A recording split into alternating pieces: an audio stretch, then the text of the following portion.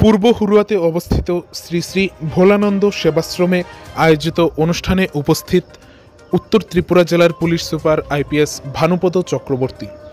23শে December শনিবার দুপুর আনুমানিক 3টা নাগাদ উত্তর ত্রিপুরা জেলার জেলা সদর ধর্মনগর শহরে পূর্ব হুরুয়াতে অবস্থিত শ্রী শ্রী ভোলানন্দ সেবাশ্রমে গীতা জয়ন্তীকে কেন্দ্র করে গীতাযজ্ঞ অনুষ্ঠান অনুষ্ঠিত হয়, যেখানে এই অনুষ্ঠানে উপস্থিত ছিলেন অখণ্ড রাষ্ট্রীয় হিন্দু সেনার ত্রিপুরা রাজ্যের সভাপতি তথা উত্তর পূর্বাঞ্চলের প্রভারী হিন্দু সম্রাট অবিনাশ কৃষ্ণ দাস।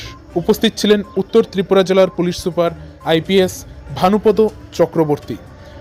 উপস্থিত ছিলেন বিভিন্ন মঠ মন্দিরের সাধু সন্ন্যাসী সহ অন্যান্যরা।